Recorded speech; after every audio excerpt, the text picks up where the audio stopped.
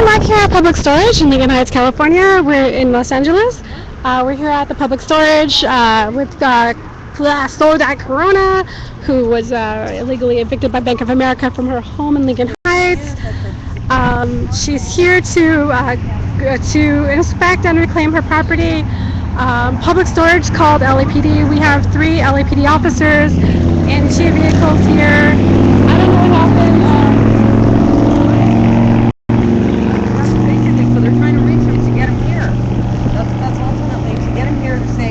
Go ahead, just give it a shit, you know? And if they do, then we'll do whatever we have to prove it. Right, because we don't actually have to sign over the lease. Exactly. They'd let us go in there and open take the the door. stuff out. Yeah, they're refusing. That's a good point. Yeah. You know? I mean, that's all it is. Certain papers. Well, they want you to sign over those units, but then that, basically what that means is then I clean my hands of anything that's lost, broken, stolen, damaged, and that's bullshit. You can't do that. Why did they do that? Because they can. They think they can. But ultimately, I think this is going to be a huge black eye to Public Storage and that woman that's in there. That doesn't seem to be very consistent either. It's probably a little money changing hands that's making a little? it like this. Let me talk to my attorney. Okay. You know. Everybody Okay, so what happened? yeah, because why should they give a shit, you know? Yeah. So what happened? They're waiting for Bank of America. They're expecting Bank of America to come. They have to come today, so... Was maybe some representative.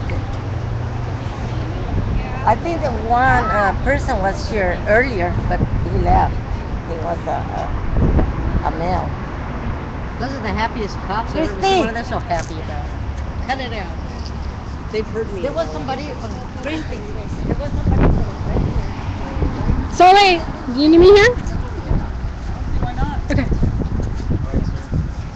So it's Gonzalez, it's Chacon, and Taylor. Yeah. Just for the record. Say it again? Gonzalez was one that evicted my daughter when it was a civil matter. It was him and whoever the other guy was. So when it was a civil matter, it was okay. Show whether your people were really on the scene, whether there's evidence of that money on the side. So there we go. So yeah, did it reach on or they're leaving? So it looks like these guys here are leaving. What? They're not gonna deal with it with attorneys on Monday. So okay, please record this. Okay, go. Okay, hold on.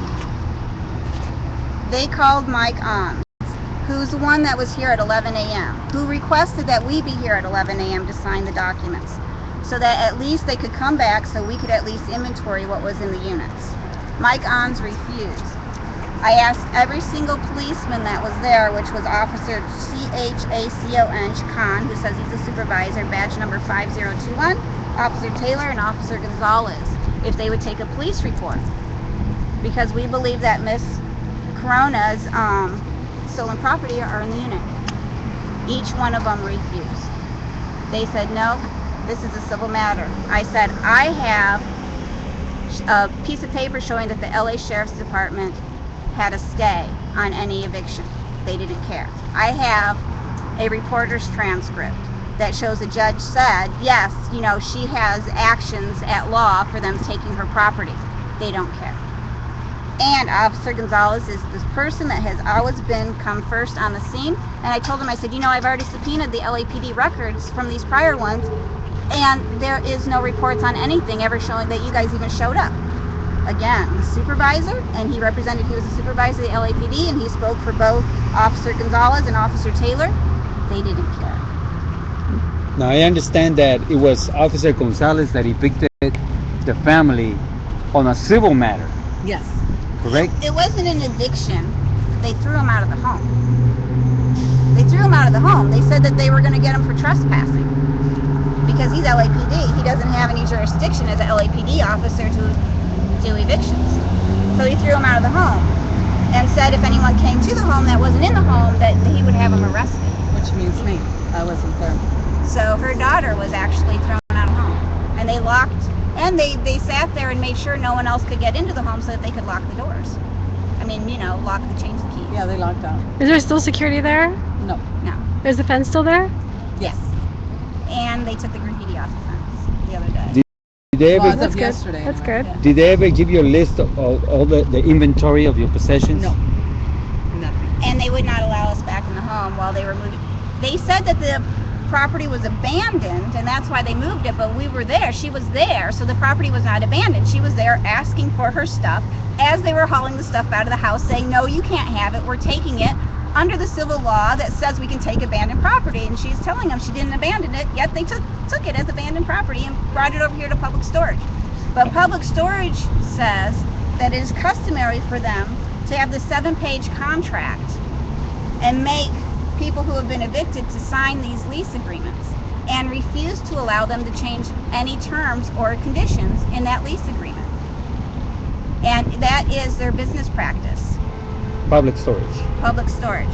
So, and public storage is making a lot of money off of this. Oh yeah. And over goods. And public storage is the one who called the police today. Okay, let's expose public storage. I think so. Now, Okay. one more question. The judge had ordered at one point that no one was to go in the house and remove any of the properties. Immediately after that, the same day, Bank of America went in there and took property out. Is that correct? While the judge was sitting on the bench making that order, Bank of America already had people in the house, removed the door, and was removing the property. Yeah. And that's while the Bank of America's attorney from Reed Smith sat there and told the judge that he was trying to get a representative to get the keys so that they could unlock the house to get in. And they already had it. Oh yeah, they blatantly lied. Well, they gave Lenore the runaround. First, what was it, Sheriff's Department, and that wasn't their jurisdiction. Then they sent her to Hollenbeck Station. That's, that wasn't their Can you jurisdiction. imagine what happens with homeowners that have no attorneys?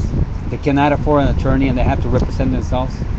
If this is being done by Bank of America with a homeowner that has representation, how much more to people that have no representation? It's horrible. Yeah, they lost. It's really sad. Not only are they lost, but I hope that they contact us about this. If what happened to Soledad Corona happened to them, I want them to contact us. Please. Thank you. Thank you. Okay. All right. Thank So you. is that it? We're gonna go, or Yeah, well. okay? Yeah, what else is there to do, right? Until Okay. Monday, So right? guys, I'm gonna go ahead and stop the stream, and thank you for watching it. And you guys will find the link on the OWS Los Angeles Twitter and on my Facebook. And go ahead and share this